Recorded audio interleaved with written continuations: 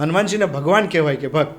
હનુમાનજીને જ્યારે પૂછવામાં આવ્યું છે તો ત્યારે એક જ એનું વર્ણન છે, રામનો ભક્ત. જો ડિકોડ કરીએ હનુમાન ચાલીસાને, પહેલી નજરે તમને શું લાગે? આ એક સ્તુતિ છે કે આપણા લાઈફ માટેનું એક ગાઈડન્સ છે? પ્યોરલી આ ગાઈડન્સ છે. આની અંદર સચોટ ગાઈડન્સ છે. 22 વર્ષ સુધી તો ભગવાન સાથે કોઈ લેવા દેવા વધારે હતા નહીં મારા જીવનમાં, કેમ કે હું બહુ બિલીવ ન કરતો એ વખતે. કોઈ દિવસ રામાયણ વાંચી નહોતી મેં, તો આ કામના લીધે વાંચવાનું મન થયું. આ જે જિજ્ઞાસા છે ને કે એવું તો શું મળી જાય છે કે બરાક ઓબામા તે હનુમાનજીની નાની મૂર્તિ એની પાસે રાખતા, હાર્દિક પંડ્યા એમ કે મારા જીવનના સૌથી કષ્ટ ટાઈમમાં મારા ટોપ પ્લે લિસ્ટમાં હનુમાન ચાલીસા છે. તમે વિચારો ને કે આપણે ઇન્ડિયાનો એક જ વિડીયો એવો છે જેને 5 બિલિયન વ્યૂ છે, અને એ છે આપણી હનુમાન ચાલીસા. જ્યારે આપણી પાસે તો બહુ બધું છે, બહુ બધા દેવી દેવતાઓ, મંત્રો બધું છે, તોય તે 125 કરોડ લોકો છીએ અને 500 કરોડ વ્યૂ છે એક હનુમાન ચાલીસા ઉપર. તો હનુમાનજીને એગ્રેશનમાં બતાવવા જે છે જ નહીં, આવું મારું માનવું છે. હનુમાનજી તો એકદમ શાંત અવસ્થામાં હોય. બલ, બુદ્ધિ, વિદ્યા ત્રણેયના દાતા છે. સીધો સવાલ, હનુમાનજી એટલે?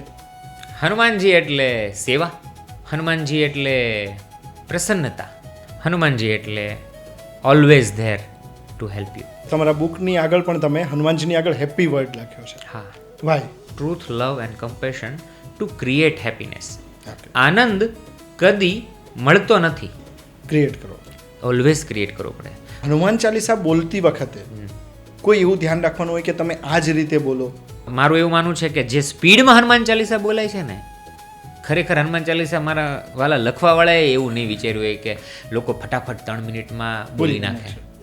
આઈ love to say Jai Shri Ram all the time, because લોકો જે જય શ્રી રામ બોલી રહ્યા છે અથવા નારા એગ્રેશનમાં બોલી રહ્યા છે, એ very different from what I feel Jai Shri Ram.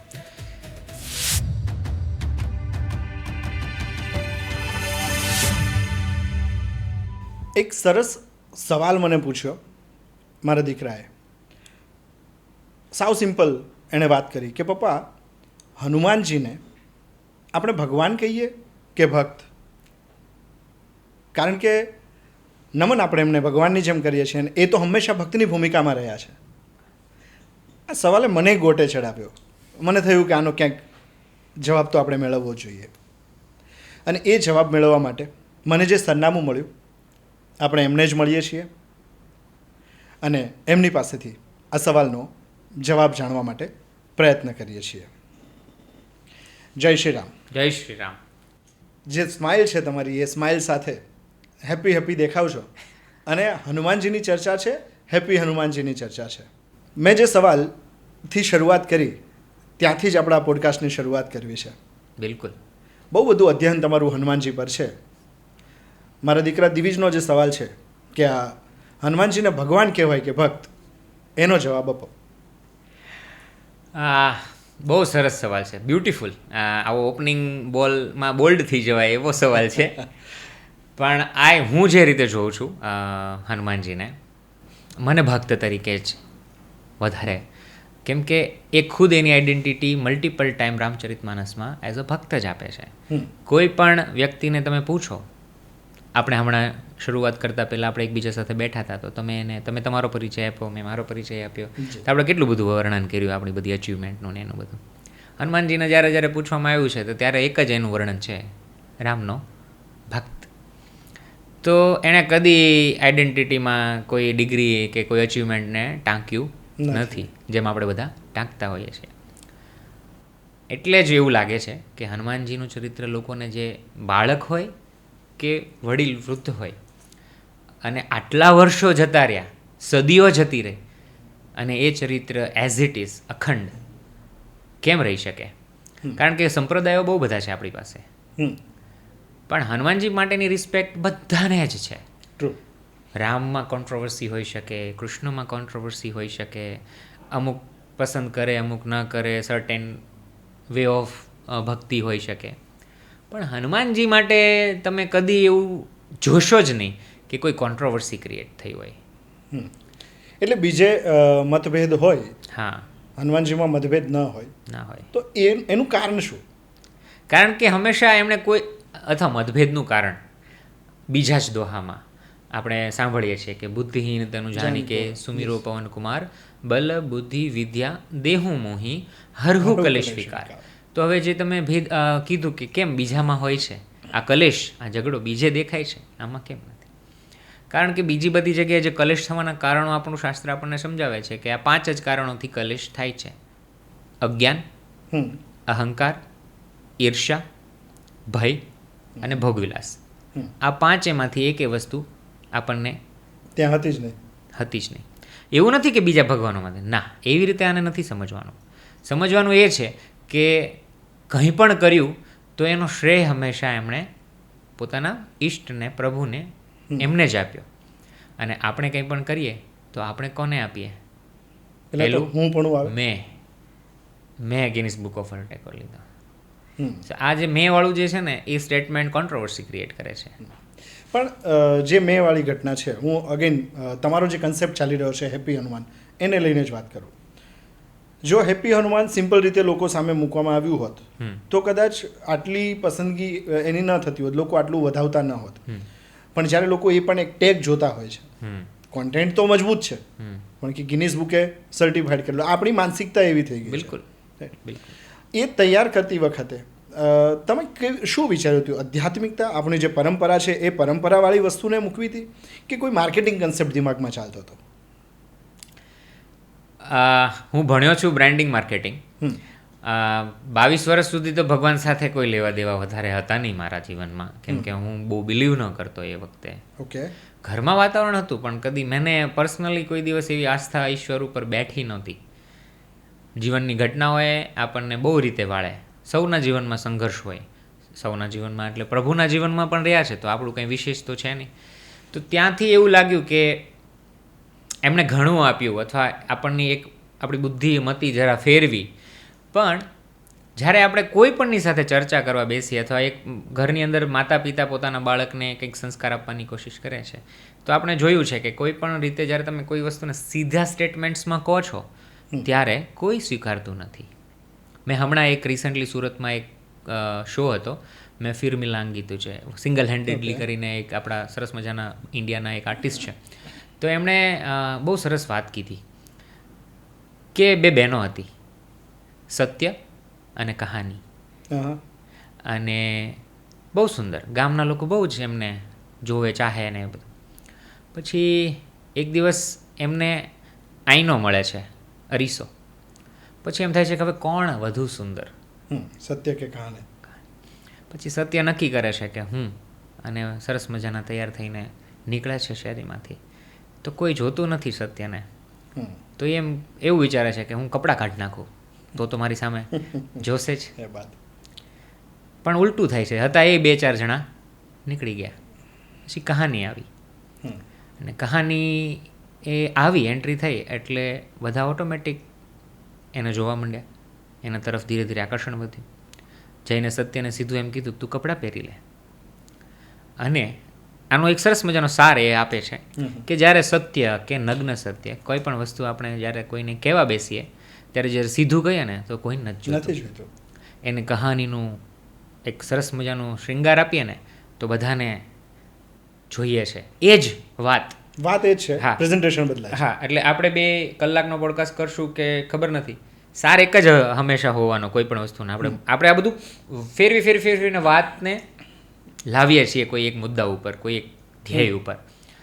તો એવી રીતે આ ચાલીસાનું જ્યારે સર્જન કરવું હતું ત્યારે પહેલાં તો એક વિચાર્યું કે લોકોએ શું કરી લીધું છે અત્યાર સુધી એ જોઈ લઈએ. તો એ બધું જોયું. તેમાં તુલસી દાસજીથી લઈને ફિલિપ લેન્ડોર્ફ, હાર્વર્ડના પ્રોફેસર સુધીની પુસ્તક કે જેમણે હનુમાનજી ઉપર પુસ્તક લખ્યું છે, થી લઈને ભારતની અંદર હિન્દી સાહિત્યમાં, ગુજરાતી સાહિત્યમાં, અન્ય ભાષાઓમાં લોકોએ કેવું લખ્યું છે એ સમજવાની કોશિશ કરી. કોઈ દિવસ રામાયણ વાંચી નહોતી મેં, તો આ કામના લીધે વાંચવાનું મન થયું. આ એવું લાગે જીવનમાં ઘણા ટાઈમથી ઘરમાં પડી હોય. મારા ઘરમાં 10 વર્ષથી એક રામાયણ હતી પણ કોદી ખોલી નહોતી. એ ખોલવાનો ટાઈમ ત્યારે આવ્યો અને આનંદના ફુવારા ફૂટે એવું લાગે આપણને. હનુમાનજી નિમિત્ત બને. આપણને એવું લાગે કે આ કામ કર્યું છે. કામ એ નથી. સૂક્ષ્મ દ્રષ્ટિએ જોવા જઈએ તો કામ અલગ છે, પણ બધાને દેખાય નહીં. જો આપણે કહીએ તો સમજાય પણ નહીં. એટલે મને એવું હતું કે મારે એવું સર્જન તો કરવું છે કે લોકોને ગમે, પણ એવું પણ કરવું પડશે કેમ કે અત્યારે ઢોલ નગારા તો બધે જ વાગે છે, એમાં તમારો અવાજ કેટલા સુધી પહોંચાશે? તો તમે જો તમે પહોંચી નહીં શકો તો લોકો ધ્યાન નહીં આપે. એટલે પહેલાં તો એવું નક્કી કર્યું કે બુક હશે ને તો દાદાની બુક બધી બુકો કરતાં અલગ હશે. એટલે બુકની સાઇઝ કરી A3 આવડી મોટી. એટલે ભાવમાં બુક કરી નાખી. પછી એમ થયું કે આનો 1000 રૂપિયા કોસ્ટિંગ આવે છે અને 4000માં વેચીશ તો આ કોઈ ખરીદશે કોઈ નહીં. પછી એમ થયું કે આનું એક નાનું વર્ઝન બનાવીએ તો લોકોને અફોર્ડેબિલિટી થાય, થોડુંક અલગ કોન્સેપ્ટ આપીએ. અને વિશ્વનું એવું તો શું છે કે જે આખા દુનિયામાં ધ્યાન ખેંચી શકે એનું. એટલે રેકોર્ડ વિચાર આવ્યો કે Guinness book of world record try કરીએ. આપણી કોઈ એવું જે કાંઈ ખબર નથી પડતી કેમ કરાય, કેમ એપ્લાય થાય, કશી જ ખબર નથી પડતી. તો એ કરવાનું વિચાર્યું. અને કેમ કે લોકો આનાથી પ્રભાવિત છે. હનુમાનજીને કે હનુમાન ચાલીસાને આની કોઈ ટેગની જરૂર નથી. True, very true. તમે વિચારો ને કે આપણે ઇન્ડિયાનો એક જ વિડીયો એવો છે જેને 5 બિલિયન વ્યૂ છે, અને એ છે આપણી હનુમાન ચાલીસા. કોઈ એક એવો વિડીયો ઇન્ડિયાનો મને બીજો ગોતીને બતાવો. વિશ્વમાં બીજા બિલિયન્સમાં વ્યૂ છે ને એ બધા પેલા સોંગ્સ છે, અને એ પણ બહુ બધા અલગ પ્રકારના સોંગ્સ છે. જ્યારે આપણી પાસે તો બહુ બધું છે, બહુ બધા દેવી દેવતાઓ, મંત્રો બધું છે, તોય તે 125 કરોડ લોકો છીએ અને 500 કરોડ વ્યૂ છે એક હનુમાન ચાલીસા ઉપર. તો આ જે જિજ્ઞાસા છે ને કે એવું તો શું મળી જાય છે કે બરાક ઓબામાએ તે હનુમાનજીની નાની મૂર્તિ એની પાસે રાખતા, હાર્દિક પંડ્યા એમ કે મારા જીવનના સૌથી કષ્ટ ટાઈમમાં મારા ટોપ પ્લે લિસ્ટમાં હનુમાન ચાલીસા છે. ઇવન હમણાં 2 દિવસ પહેલાંનું એક સ્ટેટમેન્ટ છે હાર્દિક પંડ્યાનું, એમાં એને એવું કહ્યું છે કે મારી ફેરારીમાં પહેલી તો હનુમાન ચાલીસા જ વાગે. એટલે એ છે તો ખરું જ કે લોકોને કંઈક આમાંથી મળે છે. એટલે આ એક રીઝન હતું કે મારે એને, કેમ કે તમે હા ને અચ્છા તમારા કાંઈ માર્કેટિંગ કરવાથી જ પહોંચે છે એવું છે નહીં, પણ પુરુષાર્થ તો તમારે કરવો જ પડે. હવે આપણે આ કરીએ છીએ, લોકો કેટલું સાંભળશે, પહોંચશે, વી ડોન્ટ નો, પણ આ બે પુરુષાર્થ તો કરવો પડશે ને લોકો સુધી પહોંચાડવા માટે. સો પણ જો ડીકોડ કરીએ હનુમાન ચાલીસાને તો તમે પહેલી નજરે તમને શું લાગે? આ એક સ્તુતિ છે કે આપણા લાઈફ માટેનું એક ગાઈડન્સ છે? પ્યોરલી આ ગાઈડન્સ છે. આની અંદર સચોટ ગાઈડન્સ છે. મને આપણે એવું વિચારીએ કે ભગવદ્ ગીતાનું અધ્યયન મેં કર્યું છે, ચાલીસાની અંદર પણ મેં ચાલીસાના ચોપાએ ગીતાજીના શ્લોક ટાંકવાની કોશિશ કરી છે. રીઝન બિંગ કે એમાં જે કહ્યું છે એ જ તો આમાં છે. તો મોરારી બાપુએ બહુ સરસ વાત કરી હતી, આઈ થિંક 2-3 વર્ષ પહેલાંના હનુમાન જન્મોત્સવમાં, કે 4 વેદોનો સાર ઉપનિષદ છે, પુરાણો છે, પછી એનો સાર ઉપનિષદ છે, ઉપનિષદનો સાર રામચરિત માનસ છે, રામચરિત માનસનો સાર કાકભૂષુંડીની રામાયણ છે, કાકભૂષુંડીની રામાયણનો સાર ભગવદ્ ગીતા છે, ભગવદ્ ગીતાનો સાર હનુમાન ચાલીસા છે, હનુમાન ચાલીસાનો સાર રામ રામ રામ છે. તો આવું આપણે સાંભળી લીધું, પણ મને જ્યારે હું આના વિશે અધ્યયન કરતો હતો ત્યારે એ અનુભવ થયો કે ગીતાજીને આને શું કનેક્શન છે. આપણે વેદો વાંચી લેવું એક અલગ ઘટના છે, સમજવું એક અલગ ઘટના છે, એનો ગૂઢાર્થ સમજવો એ ત્રીજી ઘટના છે, અને એને જીવવું એ તો સાવ ચોથી ઘટના છે. તો આપણે બધા હજી ઉપર છબછબિયા કરીએ છીએ એવું મને લાગે છે કે હજી આપણે આપણી સંસ્કૃતિ પ્રત્યેનો જે પ્રેમ ને ભાવ જે થવો જોઈએ આપણે બીજાને જોઈને કરીએ છીએ. હનુમાનજીને એગ્રેશનમાં બતાવવા જે છે જ નહીં, આવું મારું માનવું છે. હનુમાનજી તો એકદમ શાંત અવસ્થામાં હોય, એગ્રેશનની તો જરૂર પડે ત્યારે આવે. અત્યારે આપણે એક આપણે યુવાનોમાં જોઈએ કે હનુમાનજીનું ધજા કે કંઈ પણ આપણે આમ જોઈએ ને તો આમ ફૂલ ઓન પાવરની એક ફિલિંગ આપે એમ. પણ એ ઇટ્સ નોટ ઓનલી હનુમાન, બલ બુદ્ધિ વિદ્યા ત્રણેયના દાતા છે ઇક્વલી. પણ આપણે એક જ એંગલને ફોકસ કર્યો, બલ. પણ જો આગળ વધવું હોય જીવનમાં બધી રીતે તો વિદ્યા અને બુદ્ધિ પણ જોઈએ. એક સીધો સવાલ, સરળ, હનુમાનજી એટલે? હનુમાનજી એટલે સેવા, જે રામકાજ માટે જ સમર્પિત છે. હનુમાનજી એટલે પ્રસન્નતા, હનુમાનજી એટલે બલબુદ્ધિ વિદ્યા, હનુમાનજી એટલે always there to help you. તમે જે કહ્યું ને કે હનુમાનજી એટલે પ્રસન્નતા, તમારા કોન્સેપ્ટ, તમારા બુકની આગળ પણ તમે હનુમાનજીની આગળ હેપી વર્ડ લખ્યો છે. હા. વાય હેપી કેમ? હેપી હનુમાનજી કેમ? હા, 2 રીઝન છે. પહેલું, એન્જિનિયરિંગ કરતો હતો ત્યારે એક મૂવી જોયું હતું મેં, the pursuit of happiness. Will સ્મિથનું એક સરસ મૂવી છે. ત્યાંથી મને હેપીનેસની ક્યુરિયોસિટી જાગી કે એક વ્યક્તિની આખી સ્ટ્રગલની લાઈફ બતાવી છે, રિયલ સ્ટોરી ઉપર બનેલું મૂવી છે. તો મને બહુ જિજ્ઞાસા થઈ કે જીવનમાં બધું કરીએ આપણે, તમે ને હું કાંઈ પણ કરીએ છીએ તો આપણો એન્ડ ગોલ તો આનંદ મેળવવાનો જ હોય છે, હેપીનેસ મેળવવાનો જ હોય છે, પણ મળતી કેમ નથી, અથવા મળે છે તો ટકતી કેમ નથી? આ સહજ ક્વેશ્ચન મને ને તમને અને બધાને જ છે. તો બસ એને ફોડવાનું શરૂ કર્યું, એને જાણવાની કોશિશ શરૂ કરી, હજી ચાલુ જ છે. એટલે એક રીઝન એ પણ હતું કે આનંદ સાથે મારું જોડાણ છે, એક દાયકાથી ઉપર થઈ ગયું એને.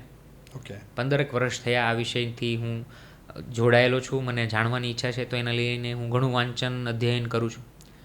અને બીજું મુખ્ય કારણ, મારો ભત્રીજો છે જે 10 વર્ષની ઉંમરમાં ગુજરી ગયો, અને એનું નામ ખુશ હતું. અને ખુશ એટલે હેપી.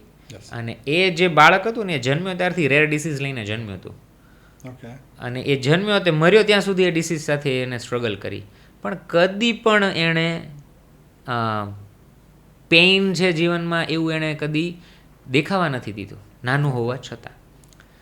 અને મારા લાઈફમાં હું આજે જે કંઈ પણ છું ને, તો એ બાળકને જાય છે, જે કંઈ ડેડિકેશન છે. સો દેટ્સ ધ રીઝન કે આગળ હેપી છે. હેપી જે વાત થઈ સુખની, ખુશી હોવાની, શાહબુદ્દીન સાહેબે બહુ સરસ વાત કરી હતી. મેં એમને પૂછ્યું કે સાહેબ સુખ એટલે શું? એમણે કીધું કકડીને ભૂખ લાગી હોય અને થોડુંક જમવાનું મળી જાય અને જે આપણે અનુભવીએ ને એ સુખ. બહુ જ થાક્યા હોય અને ચોખ્ખી પથારી મળે અને નિરાતની ઊંઘ આવે એ સુખ. તમે લખ્યું છે હેપી હનુમાનજી. હેપીનેસ એટલે શું, જેના પર તમે 10 વર્ષથી કામ કરી રહ્યા છો? વાહ, સુપર. મોરારી બાપુના આ 3 શબ્દો તો છે જ કે સત્ય, પ્રેમ, કરુણા.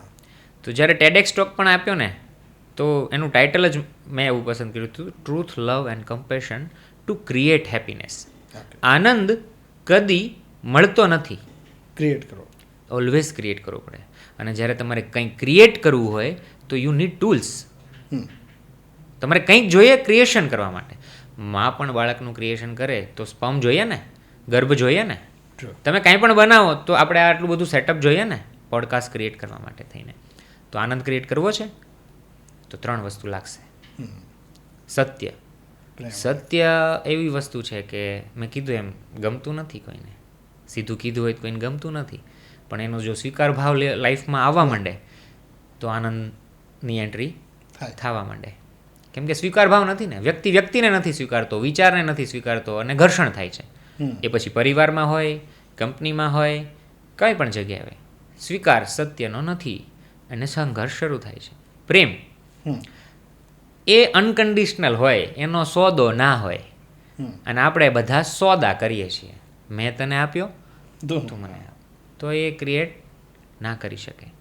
અને કરુણા એવી મને લાગે છે કે જીવ માત્ર સાથે હોવી જોઈએ. એ પછી ઝાડનું પાંદડું છે, બિલાડીનું બચ્ચું છે, કે તમારું બાળક છે, કોઈ પણ જીવ માત્ર પ્રત્યેની જે કમ્પેશન છે તમારું, આ જો આપણે સમજી શકીએ તો આનંદનું સર્જન થઈ શકે. તુલસીદાસજીએ જે હનુમાન ચાલીસા રચી એ, અને તમે હનુમાન ચાલીસા એક જુદા ફોર્મેટમાં અત્યારની જનરેશનને ગમે એ રીતે પીરસવાનો પ્રયત્ન કર્યો. તમે કહ્યું કે વિચારનો સ્વીકાર નથી હોતો. શરૂઆત તમે કરી હશે ત્યારે એક વિચાર સ્વરૂપે જ હશે ઓલવેઝ. અને જે એજમાંથી તમે પાસ થઈ રહ્યા છો ત્યારે આ વિચારનો સ્વીકાર પરિવારમાં કે આસપાસના મિત્રોમાં થયો તો ખરો? સંઘર્ષ વિના તો કશું ના મળે, એ તો પાક્કું છે. હનુમાનજી સીતા માતાને શોધવા ગયા કે સંજીવની લાવ્યા, પ્રોબ્લેમ તો એમણે ફેસ કરી છે, રામજીએ ફેસ કરી છે, તો તમે અને હું કોણ? તો હા, એ પ્રશ્નો તો લાઈફમાં આવ્યા જ હોય, અને આવ્યા જ હતા કે તું કામ છોડીને, અને મેં બિઝનેસ પાછા એટલા બદલ્યા છે કે આ પહેલાં આ કામ કરતા હતા, પછી બીજું કામ કરવા ગયો, અને પછી તો લેખક ક્યાંથી આવી ગયું એ જ ખબર નથી પડતી. તો અને મને ને ભક્તિને કોઈ એવો છેડો નહોતો કે એવો કોઈ વારસો નહોતો કે આપણે કંઈ એનું ઝાલીએ એમ. તો એ જે ચેન્જ હતું ને, પણ ગુરુ કૃપા, પૂજ્ય મોટા મારા ગુરુ છે, તો મને એવું લાગે છે કે મારા ગુરુની કૃપા છે કે મને સદસ્યો એવા આપ્યા મારા જીવનમાં, મારો લાઈફ પાર્ટનર મને એવું આપ્યું. કેમ કે સૌથી પહેલો પ્રશ્ન તો પહેલાં તમારે આવીને મા બાપ તો તમને હજી પણ કદાચ સપોર્ટ કરી છે, માને તો આપણે મૂકતા જ નથી, જવા દો ને, તમે ગમે એ કરો ને તો એના તમને આશીર્વાદ જ હોય, અને એમાં બીજું કંઈ મળતું જ નથી. પિતા તો તોય તમારે એની યાર સંઘર્ષ કરવો પડે એને કન્વિન્સ કરવામાં ને એ બધામાં. તમારું સહપાત્ર, હું લગ્ન કરું છું તો મારી પાસે કશું નથી, હું કંઈ કરતો જ નથી, ત્યાંથી લઈને આજે હું જ્યાં કંઈ છું, તો મને પહેલાં એવું થતું કે મેં કર્યું છે, નિર્ણયો મેં લીધા છે, કરતા ભાવ હતો. મેં બધા આવા નિર્ણય લીધા ને ત્યારે હું આવું કરી શકું. પછી એમ એક દિવસ બેઠો હતો, મેં મારી વાઈફને કીધું પછી ઘરે, મેં કીધું મને આજે એવું લાગે છે કે મેં નથી કર્યું, આ તે જો સહકારને સાથ ન આપ્યો હોત ને, તે જો સાહસ ન દાખવ્યું હોત ને, તો બાળક સાથે ચાલુ ધંધો છોડીને હું અમદાવાદ આવું છું, નવો ધંધો કરું છું, પાછો એ બંધ કરીને હું પાછો સુરત જાઉં છું, પાછું નવું કંઈ કરવાની કોશિશ કરું છું, અને never a single a question. પણ તમારા સ્વજનોને ન થાય, પણ તમારી આજુબાજુવાળાને બહુ થાય, બહુ થાય. જ્યાં સુધી પાડોશી તમે સફળ ન થાવ, સફળ ના થાવ. ભાડે રહીએ તો બાજુવાળા એમ પૂછે કે ભાઈ શું કરે છે, તો કે લેખક છે, તો એમાં થઈ રહે, એમાં પૈસા મળી રહે, એમ આટલું ભાડું ચૂકવી શકાય, એમાં ઘરનું ભાડું તમે ચૂકવી શકો એમ. આવી પરિવારના અન્ય લોકોને પણ હોય, પણ પહેલાં આપણને એમ થાય કે એને કહી દઈએ ને બતાવી દઈએ, પછી આપણને એમ થાય કે એવું નથી, એકચ્યુઅલી છે ને આમાં ફોલ્ટ એમનો નથી, આવું બતાવવામાં જ નથી આવ્યું. કેમ કે ધંધો અને સક્સેસની એક પર્ટિક્યુલર ડેફિનેશન બનાવવામાં આવી છે. તમારી નથી જોતું તો તમારે ધરાહર એને આ જ ધંધો કરાવીને સફળ કરાવરાવો છે, અને પૈસાને જ સફળતા ગણવી છે. હું બિલિયનરો સાથે કામ મેં કર્યું છે, અને હું જાણું છું કે ધન હોવા છતાં પણ દુઃખની કોઈ માત્રા ઓછી નથી. તો એને અને સફળતાને કે ધંધાને એની સાથે નિસ્બત નથી. તો આ થોડુંક સમજાઈ ગયું હતું, એટલે તમારે આમાં સહન કરવું પડે એ પાકું છે. કુમતિ નિવાર સુમતિ કે સંગી, એટલે આ તો જેવી જેની મતિ એ પ્રમાણેના બધાના વિચાર હોય. પણ આને જો આપણે મનની થેરાપી તરીકે જોઈએ તો આ ચોપાઈને એ રીતે ડિકોડ કરી શકાય, કુમતિ નિવાર સુમતિ કે સંગી? કારણ કે મેં તમારું પુસ્તક જોયું, દરેક પાના ઉપર દરેક ચોપાઈને જુદી રીતે સમજાવવાનો પ્રયત્ન કરાયો છે. આને તમે કેવી રીતે જુઓ છો? મહાવીર બિક્રમ બજરંગી, કુમતિ નિવાર સુમતિ કે સંગી. એટલે સિમ્પલ વાત છે કે તમારી કુમતિનું નિવારણ કરે અને સુમતિમાં તમને સંગે જોડાય એમ. એટલે હનુમાનજી, મહાવીર, વિક્રમ બજરંગી, આ એવું તત્વ છે કે જે તમને જોડે છે. પણ જો તમારે ભગવાનને મારી પાસે, આપણે કોઈ પણ કાર્ય કરીએ તો આપણે પેલું ગાડી લાવ્યા, ઘર લાવ્યા કે કોમ્પ્યુટર લાવ્યા કે કંઈ પણ કર્યું તો આપણે પહેલાં તો ભગવાનને દીવો કરીએ, ભગવાનને આભાર માનીએ અને એ બધી જ વસ્તુઓ કરીએ. એટલે ભગવાનને આપણે સાથે તો રાખવા છે. પણ ભગવાન સાથે ક્યારે રહે? તમે જો બોલતા કંઈક હો, કરતા કંઈક હો અને વિચારતા તો કંઈક જ હો, તો ત્યાં ભગવાન નથી. આમાં ચોપાઈમાં જ આગળ આવે છે ને કે મન કર્મ વચન ધ્યાન જો લાવે, સંકટ તે હનુમાન છુડાવે, મન કર્મ વચન ધ્યાન જો લાવે. તો આ એક બહુ મોટી પ્રોબ્લેમ છે કે આપણે લાઈફમાં એટલે આપણે નથી કંઈ અચીવ કરી શકતા, નથી આનંદમાં રહી શકતા, કે ભગવાન આપણી પાસે નથી. કારણ કે આપણે વિચારીએ છીએ કંઈક, બોલીએ છીએ કંઈક અને કરીએ છીએ કંઈક. જો આ એક સામ્યતામાં આવી જાય, એક ધાગામાં આવી જાય, તો ભગવાન તમારી પાસે રહે. એનું એક ઉદાહરણ મેં કોષ્ટક સ્વરૂપે આપવાની કોશિશ કરી છે કે ભાઈ આપણે સમજીએ કે કુમતિ અને સુમતિ અને મહાવીર. તો એક મહાવીર યોદ્ધા કોણ થયા? તો કર્ણ અને અર્જુન, બે મહાન યોદ્ધા કહેવાય, બે ભાઈઓ છે. વાલી અને સુગ્રીવ પણ બે ભાઈઓ છે, એ પણ બહુ વીર યોદ્ધા છે. વાલી તો એવા તાકાતવાર છે કે જેણે રાવણને પૂંછડે બાંધીને ફેર્યા છે, બરાબર? તો એક બહુ જોરદાર યોદ્ધા થયા. સુગ્રીવ ભાગે છે એનાથી, પણ સુગ્રીવને ખબર છે કે વાલી કેમ મરશે, તો હોશિયાર તો એ પણ છે. આપણે પેલી રામાયણમાં જોયું છે કે સુગ્રીવ બીકણ છે. તમે વાંચીએ રામાયણ તો આપણને સુગ્રીવ બીકણ ના દેખાય, ડર તો તમને મને પણ છે. એટલે આપણે એક પાત્રને એવું વિઝ્યુઅલાઇઝ કરી લીધું છે ને અમુક વસ્તુને જોઈને, પણ જ્યારે આપણે વાંચીએ ત્યારે આપણને પાત્રોની ગહનતા સમજાય. આવું મને લાગ્યું. તો ત્રેતા યુગમાં રામ ભગવાને સુગ્રીવની મદદ કરી. સુગ્રીવ હતા સૂર્યપુત્ર, વાલી હતા ઇન્દ્રપુત્ર. તો એનું વધ થયું. કેમ કે કુમતીમાં હતા. Yes. ભાઈની વાઈફને લઈ લીધી અને એને કાઢી મૂક્યા અને અત્યાચાર કર્યો, તો કુમતી નાશ થયો. રામ ભગવાન દ્વાપરમાં આવે છે કૃષ્ણ બનીને. હવે સૂર્યપુત્ર કોણ છે? કર્ણ. કર્ણ છે. અને ઇન્દ્રપુત્ર કહેવાય છે અર્જુન. તો હવે ઉલટું થયું. ગઈ વખતે સૂર્યપુત્રને બચાવ્યા હતા અને આ વખતે સૂર્યપુત્રને જ મરાવરાવે છે. તો મતલબ શું થયો? એને કોઈ કેટેગરી સાથે નિષ્પક્ષ નથી કે તમે આના, અત્યારે આપણે બધા શું કરીએ કે આનો દીકરો છે અથવા આ અહીંથી આવ્યો છે, આ કાસ્ટનો, એટલે આપણે બધું પક્ષપાત કરીએ. પ્રભુ એના જ પક્ષે છે જે સુમતિમાં છે. સુમતિમાં હોવું એટલે તમને ખબર છે કે આ ખોટું છે અને છતાંય તમે કરી નાખો છો ને, તમે ને હું બે, આપણે બધા જ કરીએ છીએ. તો પ્રભુ આપણી સાથે રહે નથી રહેતા. તો હંમેશા જ્યારે આપણે સુમતિમાં રહેશું ને, તો હંમેશા માનવું કે પ્રભુ આપણી સાથે છે જ. તમે તો હનુમાન ચાલીસા માટે જ્યારે આ બધું લખવાનું થયું હશે એટલે બહુ બધું વાંચ્યું હશે, કારણ કે લોકોને એક સારી રીતે આપવાનું હોય. હું નાનો હતો ને ત્યારની ઘટના મને યાદ આવે છે. લીંબડીની બાજુમાં કંથારિયા નામનું એક ગામ.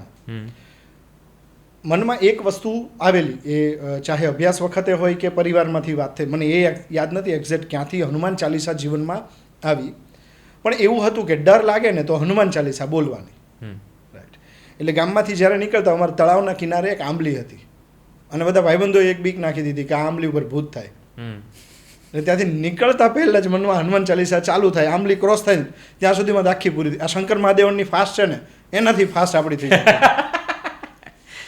તો એ બોલીએ અને ડર દૂર થાય, આ એક સાયકોલોજી. કદાચ એ તો મારી નાની એજનો તકાજો હશે, પણ અત્યારે બધા બાળકમાં આ વસ્તુ હશે. હું મારા બાળકને કે એની એજના કોઈ પણ બાળકને જો ક્યાંક ડર લાગે તો એને શ્રી ગુરુચરણ સરોજ ચાલુ જ થઈ જાય. આનું કારણ શું? એમાં એવું કયું તત્વ છે? ભૂત પિશાચ નિકટ નહીં આવે, મહાવીર જબ નામ સુનાવે. એટલે સૌના પોતપોતાના અનુભવ છે. આપણે પણ દુનિયામાં એવું સાયકોલોજી એવું કે 99% આપણા ભય ભ્રામક હોય છે. ઓકે. ભ્રામક કહેવામાં આવે, કેમ કે આપણે જો પુરુષોની ગણીએ, આપણે જે જન્મ્યા છીએ, પ્રાણીઓમાં ભેગું કરવાની વૃત્તિ નથી, જ્યારે આપણામાં છે. અને એ ભયનું કારક બને છે કોઈ પણ રીતે આપણા જીવનની અંદર. હવે તમે આ અનુભવ કર્યો છે એટલે તમે વારસામાં શું આપવાના છો? તમે જોયું છે નથી જોયું એ તો વાત જ અલગ છે, પણ કેમ કે તમને એ આપવામાં આવ્યું છે એટલે તમે આગળ એ તમે ઈચ્છો ન ઈચ્છો તો પણ પાછો થઈ જ જાય. તમે ગુસ્સો નથી કરતા, પણ એવી સિચ્યુએશન આવી જાય તમે ગુસ્સો કરી દો અને તમારું બાળક એને જોવે ત્યારે એને ખ્યાલ આવે છે, એનામાં ઇન્સ્ટોલ થાય છે કે જ્યારે આ લેવલની સિચ્યુએશન આવે ને ત્યારે ગુસ્સો કરી શકાય. આ એક સરળ સમજૂતી છે. હવે અનુભૂતિ તો છે લોકોની, એટલે આપણે એને નકારતા નથી. હું નથી નકારતો વ્યક્તિગત રીતે. એટલે મારું માનવું છે કે હા, જેમ પોઝિટિવ છે એમ નેગેટિવ પણ હોય. પણ એ કંઈ એવું નથી કે તમને એ શું કરી લે. આપણે એવું માની લઈએ, ચલો ભૂત છે, હા મેં ખૂણામાં બેઠું છે એક ભૂત, એ શું કરી લે? ચાલો તમને મને શું કરી દે? વધીને શું કરી દે? Vote extreme? તમે વિચારીને મને કહો તો. એક્સ્ટ્રીમ મોત. ઓકે, મોત. હવે જ્યારે સાયન્સ સ્ટડી કર્યું કે આ દુનિયામાં સૌથી વધુ ડર કોનો છે, તો એના બધા રીઝન્સ લિસ્ટ આઉટ થયા. તો મોત તો સેકન્ડ ઉપર હતું. તો પહેલું છે અભિવ્યક્તિ.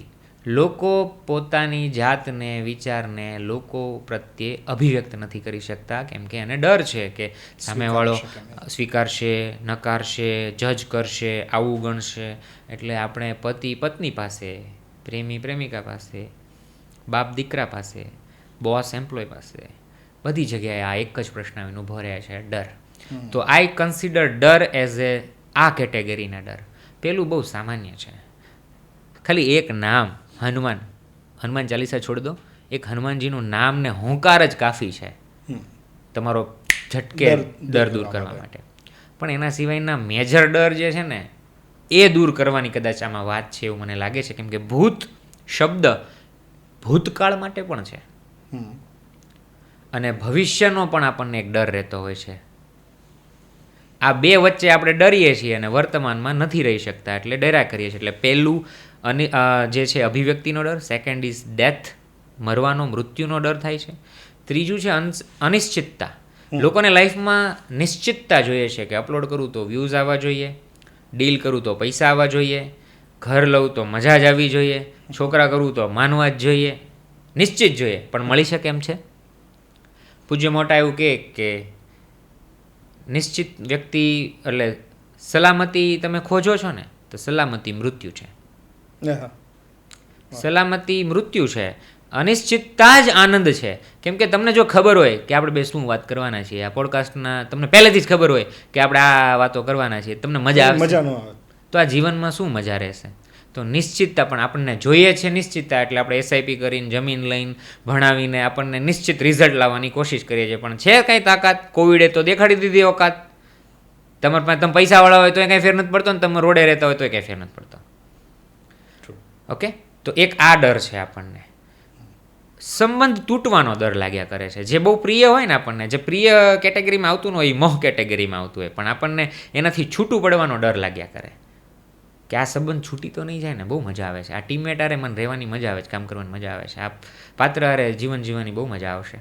પણ એ છૂટી જવાનો આપણને ડર લાગે કે કોઈકને પસંદ કરી લેશે, જતો રહેશે, આમ થઈ જશે.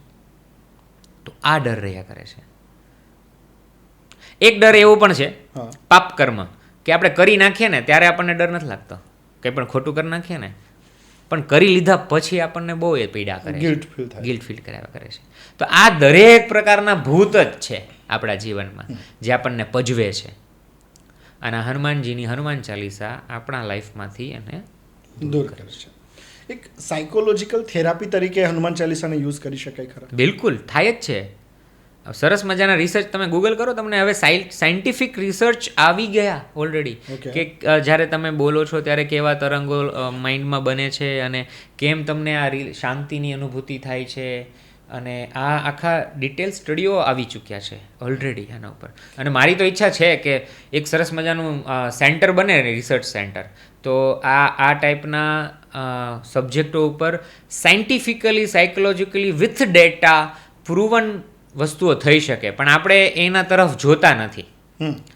મારું તો ડ્રીમ છે જ કે હું એક એવું સેન્ટર બનાવું કે આમ હનુમાન ચાલીસા સેન્ટર, હનુમાન સેન્ટર, કે જ્યાં અધ્યયન થાય, આધ્યાત્મિક, સાયન્ટિફિક, સાયકોલોજીકલ, દરેક પ્રકારના અધ્યયન થાય. કેમ નહીં? આમાં છે જ એ વસ્તુઓ કે જેની અનુભૂતિ થઈ શકે. કારણ કે જે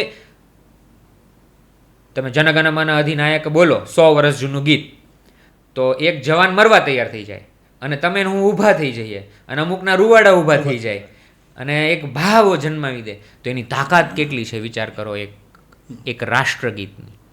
તો એ તો 100 વર્ષ પહેલાં ક્રિએટ થયું છે. આ તો અને હજી સુધી ચાલે છે. અને મેં કીધું એમ 500 કરોડ, અને એવી તો બીજી કેટલી હનુમાન ચાલીસા જેને તો 100 કરોડ તો કેટલાય છે. એટલે સરવાળો કરો તો આખા વર્લ્ડમાં સૌથી વધારે ગેરંટી મારી અત્યારે કે હનુમાન ચાલીસાથી ઉપર કોઈ વટીને બતાવે મને, તો એનો મતલબ એ થયો કે એની અંદર એ ઉર્જા છે જ. એવું નથી કે ટોળું ફોલો કરે છે એટલે આપણે માની લઈએ કે છે. ભાઈ જાતે અનુભવ કરો ને. સ્વામી સચ્ચિદાનંદજી બહુ મસ્ત વાત કરે. મેં એમની પુસ્તક બહુ મારા માટે એમ પાયાનો પથ્થર રહી છે, કેમ કે એમણે પણ એક હનુમાન ચાલીસા ઉપર પુસ્તક લખ્યું છે. અને એમના પ્રવચનો વાંચીને સાંભળીએ તો આપણને ખબર પડે કે એમની તર્કશક્તિ, એમનું અધ્યયન કયા લેવલનું છે. પદ્મ વિભૂષણ છે. તો એમણે હનુમાન ચાલીસા ઉપર લખ્યું અને આવું લખ્યું, તો એમણે બહુ સચોટ કહી દીધું કે ભાઈ આના પુરાવા ના હોય, આ અનુભૂતિનો વિષય છે. જેને માનવું હોય એને માને, ન માનવું હોય તો કાંઈ નહીં. બહુ સરળ અને સહજ વાત કે અનુભૂતિની વાત. અનુભૂતિ આપણને એના ઉચ્ચારણ અને નાદ, કારણ કે નાદ અને ઉચ્ચારણનું એક સાયન્સ છે. જી. તો હનુમાન ચાલીસા બોલતી વખતે કોઈ એવું ધ્યાન રાખવાનું હોય કે તમે આ જ રીતે બોલો? ઓકે, મને તો એવું કંઈ જડ્યું નથી આજ સુધી, પણ મારું એવું માનવું છે કે જે સ્પીડમાં હનુમાન ચાલીસા બોલાય છે ને, ખરેખર હનુમાન ચાલીસા મારા વાલા લખવાવાળાએ એવું નહીં વિચાર્યું હોય કે લોકો ફટાફટ 3 મિનિટમાં બોલી નાખે. એના માટે આ છે જ નહીં. એટલે એમને કેવું છે કે મારા હનુમાન ચાલીસા રહી ન જાય, હા, અને સમય બહુ જતો ના રહે. તો હવે આ એનું સોલ્યુશન કરે, એટલે આ બધું ટૂંકમાં એને મેળવી લેવું છે. હા, તો મળતું કંઈ નથી, અને છતાંય થોડુંક મળે છે, એનો જ એટલો આનંદ આવી જાય છે. તો તમે એને ખરેખર અર્થમાં કરો તો કેવો મજા આવે. તમે એનું ઇમેજિન કરો કે તમે જ્યારે હનુમાન ચાલીસાને સાંભળો છો તો તુલસીદાસજી આટલું સરસ રામચરિતમાનસનું સર્જન કરીને શું કહે છે? કબી તો વિવેક એક નહીં મોરે, સત્ય શપથ લીખું કાગજ કોરે, કબી ન હોવું વચન પ્રવીણું, સકલ કલા સબ વિદ્યાહીનું. મને કંઈ આવડતું નહીં, હું કવિ નથી, હું બુદ્ધુ. કેટલી આપણે અત્યારે ગીત સાંભળીએ તો ખબર છે, આમ બાદશાહના કે કોઈ પણના ગીત સાંભળે તો એ પોતાનું એક રેપમાં પોતાનું નામ એડ કરી દે. તો મીરાબાઈ, નરસિંહ મહેતા, આ બધાએ પોતાના આ સ્ટાઇલ તો જૂની છે, અત્યારની નથી. તો એ ખુદને કેટલા મૂરખ, મતિમંદ, જડમતી આટલા આપે છે, અને તો એનું શાસ્ત્ર આજે આટલું બધું.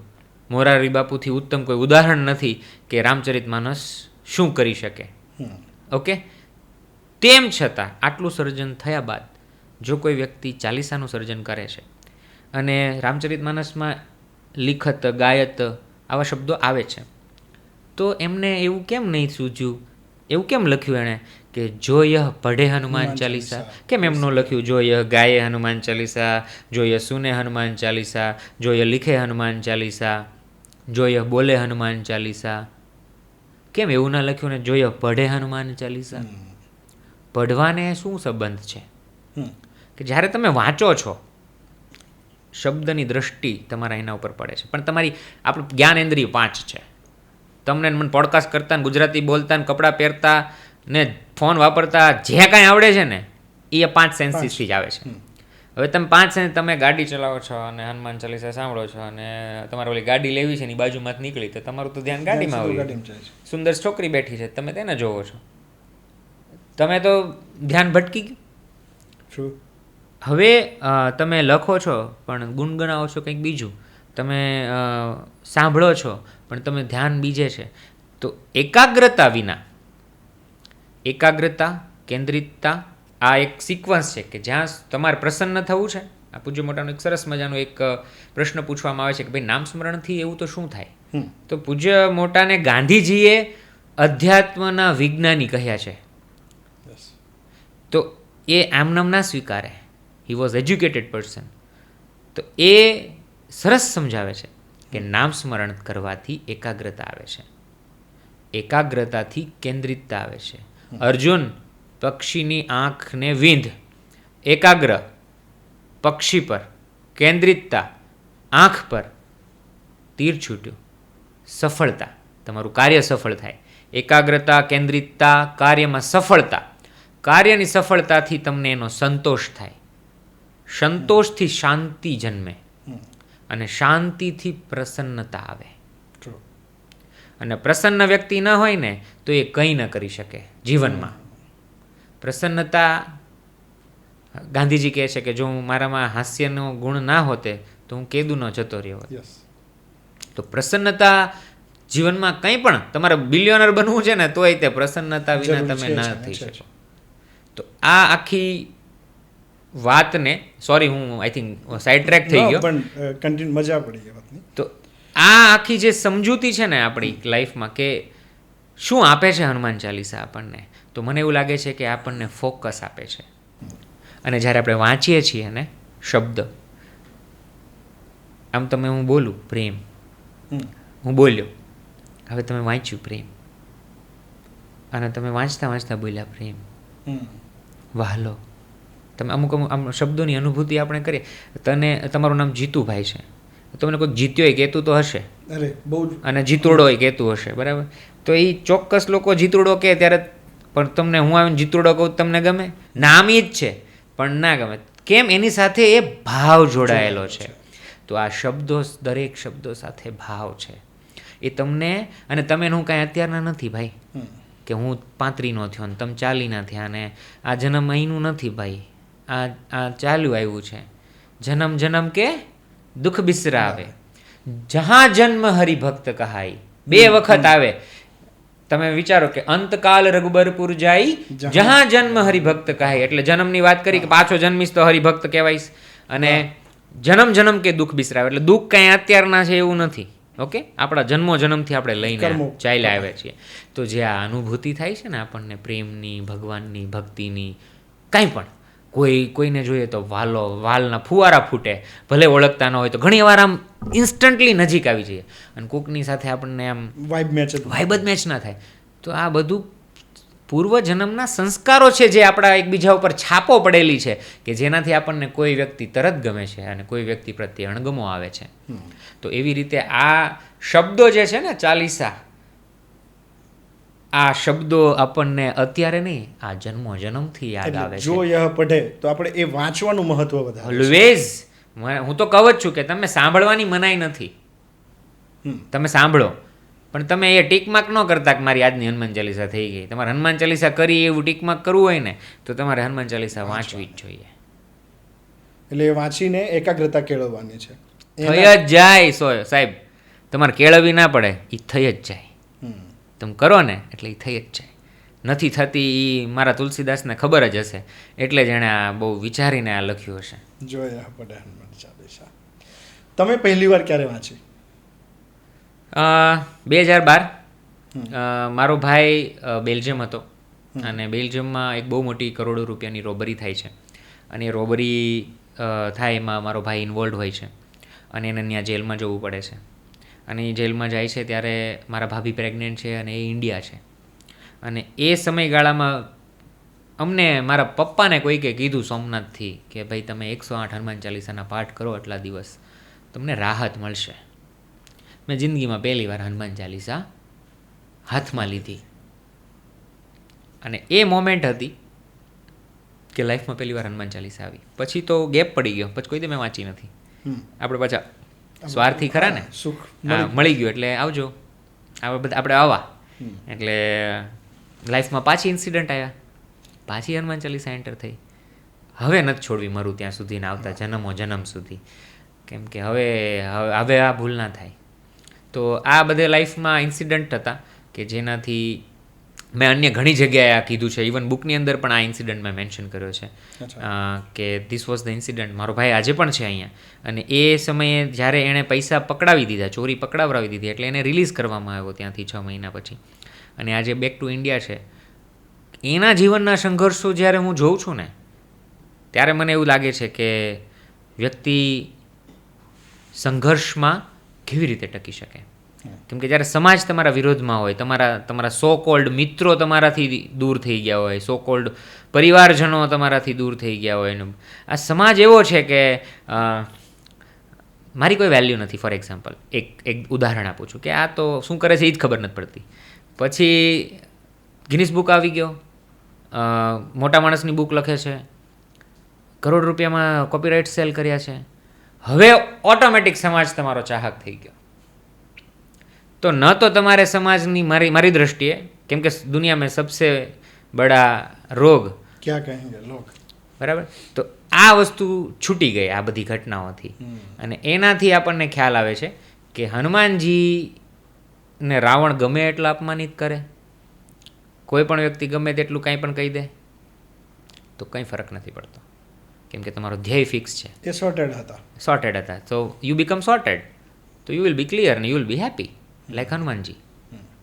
પણ બહુ બધા પ્રોબ્લેમ હતા, અને એ પ્રોબ્લેમનું સોલ્યુશન મળ્યું હનુમાન ચાલીસાના પઠનથી. અષ્ટ સિદ્ધિ નવનિધિ કે દાતા. કઈ કઈ સિદ્ધિઓ હનુમાનજીની યાચના કરવાથી, એમની પૂજા અર્ચના કરવાથી આપણને એનું નોલેજ મળે, અથવા તો આપણે અર્જિત કરી શકીએ? આ પ્રશ્ન બહુ બધી જગ્યાએ પૂછાય, અને ગૂગલ કરીએ ને આપણને તો અષ્ટસિદ્ધિ નવનિધિ મળી પણ જાય. પણ હનુમાનજીને પણ એને મેળવવા માટે કદી કંઈ કર્યું નથી, એને કંઈ પ્રાપ્ત કરવા માટે કદી આ જે પણ સિદ્ધિઓ એમને પ્રાપ્ત થઈ જાનકી માતાના આશીર્વાદથી, તો એ આપણને આપી શકે. તમે એક્સપર્ટ છો માર્કેટિંગ બ્રાન્ડિંગ, પણ એ મેળવવા માટેની પાત્રતા શું હોય?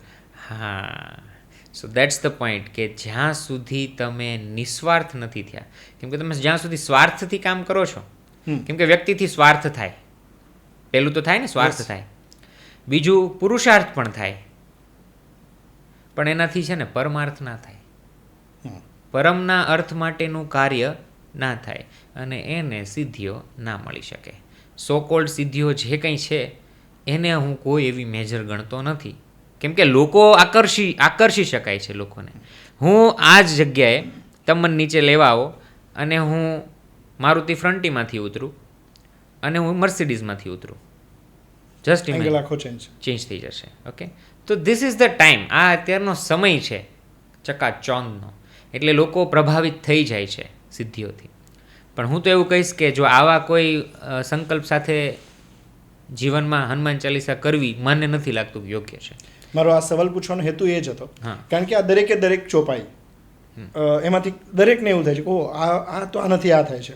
આ એક ટૂલ તરીકે લોકો યુઝ કરે, કારણ કે અત્યારે શું થયું છે, રીલથી હનુમાન ચાલીસા લોકો સુધી પહોંચી રહી છે, રિયલ અર્થ એનો સાઈડમાં રહી જાય છે. इस बार को इतनी हनुमान चालीसा कर दो तो ये हो जाएगा, फिर आप इस दिन को इतनी हनुमान चालीसा कर दोगे तो ये हो जाएगा. તો હું તો ખંડન કરું છું પર્સનલી. ઓકે, આવી બધી વાતોનું મને નથી, એમાં મારું મન નથી બેસતું. હું અજ્ઞાની હોઈ શકું છું આ બાબતમાં, પણ મને એવું લાગે છે કે હનુમાનજીનું જો ચરિત્ર જેણે ખરેખર સમજ્યું હોય, જેને અધ્યયન કર્યું હોય, એ આવી ભૂલ ન કરે. કારણ કે આપણને એવું લાગે દેખીતી સિદ્ધિ આપણા લાભમાં છે, પણ એ જેવી તેવી ઘટના નથી. એ તમને કયા કર્મ બંધનમાં બાંધીને પાછા ચક્કરમાં ચડાવી દેશે, યુ ડોન્ટ નો. તો હનુમાનજીએ જે કર્યું એ આપણે કરીએ, પણ આ પ્રાપ્ત કરવા કર્યું. તમારે શું કામ શક્તિ જોતી છે? ચાલો, કોઈ પણ વ્યક્તિને સિદ્ધિ જોતી છે, શું કામ? કંઈક અચીવ કરશે એ સિદ્ધિઓથી. હેતુ શું છે સિદ્ધિનો? મને બતાવો કેટલા લોકો કયા હેતુથી કરે છે. એક આર્મી મેન, એનો હેતુ શું છે એની સિદ્ધિ પ્રાપ્ત કરવાનો, શક્તિનો, બુદ્ધિનો, કે મારે દેશની રક્ષા કરવી છે. ટ્રુ. તો એ કરે છે ને, પામે છે ને, એ એની સિદ્ધિ જ છે. કેમ નથી? પરમવીર ચક્રથી મોટી સિદ્ધિ કઈ? બતાવો, મરીને બતાવો તમે. હું એવું વિચારું છું કે હનુમાન ચાલીસાનો દુરુપયોગ ન કરવો જોઈએ.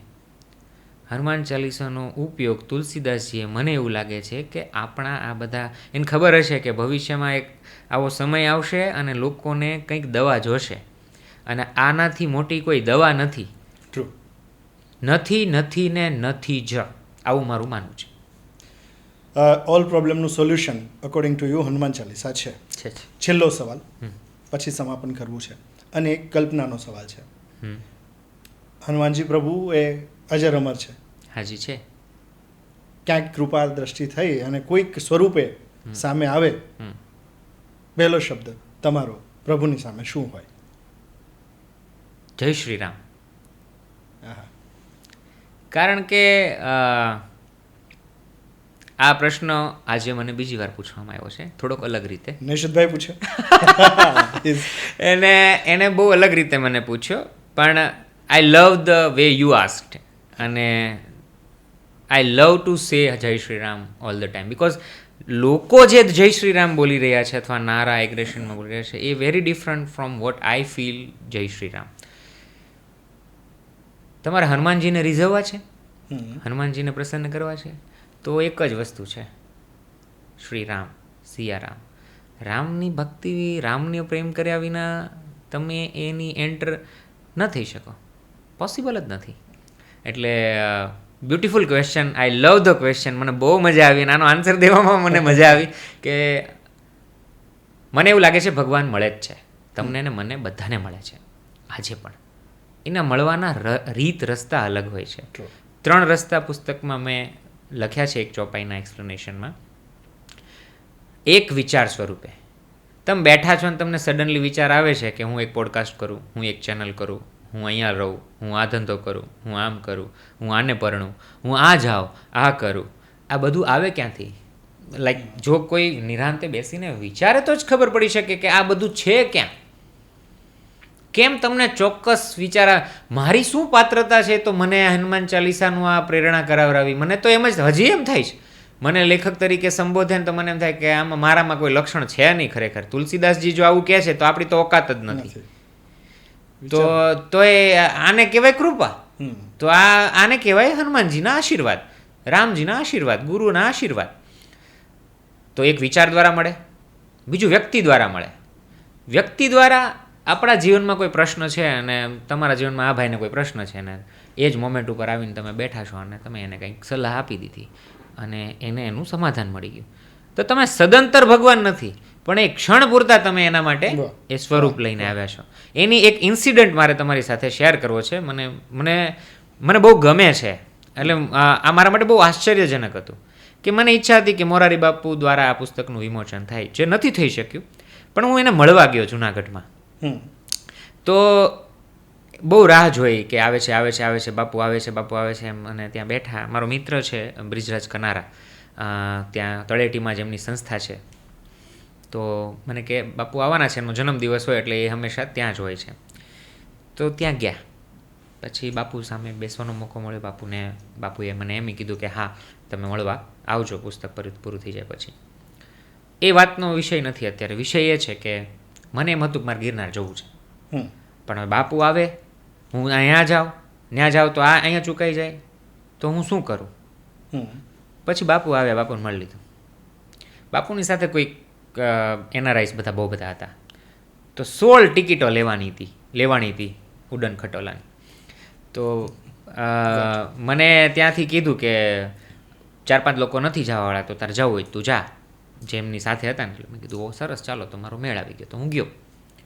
પણ મને બાપુને મળવાનું થયું ને, તો મને એ જે દાદુ કનારા, એટલે મીન્સ એના ફાધર છે ને, એ જાણીતા છે ત્યાં વિસ્તાર. તો એમને હું મળ્યો, મેં એનો આભાર માન્યો, પગે લાગ્યો. તો મને ગળે મળીને કે આજ મારો દોસ્ત ખુશ થશે, એટલે કે મારા પિતા, મારા પપ્પા, એને મારા પપ્પાને ઓળખતા હતા. તો મને એમ હતું કે મેં મારા મિત્ર થકી બાપુને મળ્યો હતું એવું. ત્યાં રિયલાઇઝ કરાયું કે મારા પિતા જ છે અહીંયા, જેના થકી આ ઘટનાઓ બની રહી છે. ઓકે, પછી ગયા અમે ઉડન ખટોલા. તો ટિકિટ એક્સ્ટ્રા પડી હતી, તો મને એનઆરઆઈઝ હતા નહીં કે આશીષ તું બહાર જઈને કોઈકને કોઈને આવવું હોય તો આપણે લેતા જઈએ, વેસ્ટ જ જાય છે આખી. તો હું થોડી વાર પહેલાં કોઈકને ભગવાન ગણતો હતો, કારણ કે મને એણે મોરારી બાપુ પાસે બેસાડ્યો. મારી બહુ ઈચ્છા હતી કે હું બાપુની સામે આ વાત રજૂ કરું એમ. તો મેં થોડા ક્ષણ પહેલાં એક વ્યક્તિને એમ કીધું કે તમે આજે ભગવાન બનીને આવ્યા મારા માટે, થેન્ક યુ. હું ત્યાં ગયો, ત્યાં 12 ગામડાના 10 લોકો બેઠા હતા. તો ત્યાં જઈને મેં કીધું કે મારી પાસે ટિકિટ છે, તમારે કોઈને આવવું હોય તો ચાલો એમ. તો એ તમે ઉપર જઈને પૈસા લેશો તો. બિચારા સાવ સામાન્ય ઘર, 3-4 લેડીઝો હતી, છોકરાઓ હતા. મેં કીધું મારી પાસે 5 છે, તમારામાંથી કોઈ 5 જણ આવી શકશે? તો કે એક ભાઈ ગયા છે કંઈક આગળ કંઈક કરવા માટે. તો મેં કીધું હું પૈસા નહીં લઉં, આ રહી જો આ ટિકિટ, મારે તો વેસ્ટ જાય છે, તમે આવી જાઓ ને પાછા આવી શકશો આમાં એમ. તો પછી કન્વિન્સ થયા ને આવ્યા મારી સાથે. પછી હું ઉડન ખટોલામાં બેઠો એની સાથે. પછી અમે વાત કરતા હતા, તમે ક્યાંથી આવ્યા અને શું ને તેમ. તો એ માસી, 2 બહેનો હતી, એમાંથી એક માસી એવું બોલ્યા કે અમે ત્યાં બેઠા બેઠા એવું જ વિચારતા હતા કે અમે કેદી અહીંયા બેસી શકશું, આમાં અમારે બેસવાના પૈસા નથી અમારા પાસે આટલા એમ. તો તમે ભગવાન બનીને આવ્યા. હજી થોડી વાર પહેલાં મેં કોઈકને ભગવાન કીધા, હવે મને કોઈક કહી રહ્યું છે. અને આમાં છે શું આ ખરેખર ઘટના એમ? આવા નિમિત્તો કેમ સર્જાતા હોય છે જીવનની અંદર? કોઈ વ્યક્તિ આપણા જીવનમાં, એ પછી પુત્ર હોય, પત્ની હોય, પાડોશી હોય, બિઝનેસ પાર્ટનર હોય કે ગુરુ હોય કે કોઈ પણ, એ આપણને ડાયરેક્શન્સ આપવા આવતા હોય છે. તો વિચાર દ્વારા મળે છે, વ્યક્તિ દ્વારા મળે છે, અને ત્રીજું ઘટના દ્વારા મળે છે. તમારા જીવનમાં આવનારી પીડા, સારી કે નબળી, કોઈ પણ, એ એક ઈશ્વરનું જ સ્વરૂપ છે જે તમને એની નજીક લઈ જતું હોય છે. મારી સ્પાઇનમાં પ્લેટો છે, મારું એક્સિડન્ટ થયું 2011માં. તો સ્પાઇન નવ is a most critical place, spinal code. તો ત્યાં એકાદોય તંતુ આઘો પાછો થઈ જાય તો માણસ પેરાલાઇઝ થઈ જાય. તો મારું એક્સિડન્ટ થાય, મારું મણકું ભાંગી જાય, આખું મણકું ભૂકો થઈ જાય, અને તોય મારું બધું સહી સલામત હોય, લોહીનું એક ટીપું ન પડ્યું હોય, અને પછી ખબર પડે કે મણકું ભાંગી ગયું છે. તો આવી 2 પ્લેટો નાખવામાં આવે, 6 સ્ક્રૂ હજી પણ છે મારી સ્પાઇનની અંદર, અને તોય હું જીવું છું. અને એક બાથરૂમમાં પડ્યો ને એનો ગોળો ફૂટી ગયો, એક સેજ લપસ્યો ને એનું હેમરેજ થઈ ગયું, જતા રહ્યા. તો હવે તું શું કામ જીવતો છો? હવે આ જીવન તારા માટે તો નથી જ. આવું પછી સમજાય, ઓકે? ત્યારે ના સમજાય કે આ પછીની માટેની સિચ્યુએશન. હવે જો હું મારો પથ બદલું, કંઈ ખોટું કરું, તો એને તો આમ સ્વિચ જ પાડવાની છે, એટલે આપણું મશીન પૂરું થઈ જશે. તો એની કરતાં જ્યાં સુધી રહીએ ત્યાં સુધી હનુમાનજી જેવું બનવાની કોશિશ કરીએ, એનું કામ કરીએ, અને રામના નામને આગળ વધારીએ. જય શ્રી રામ. મિત્રો, તમારા બાળક માટે ડેફિનેટલી આ પુસ્તક દિશા આપનારું સાબિત થશે.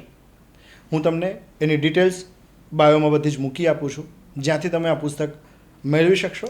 અને આશીષભાઈએ જે પ્રયત્ન કર્યો છે એના થ્રુ હનુમાનજીને સમજવાનો તમને એક રસ્તો મળી શકશે. આ પધાર્યા એના માટે થેન્ક યુ આશીષભાઈ. જય શ્રી રામ. જય શ્રી રામ.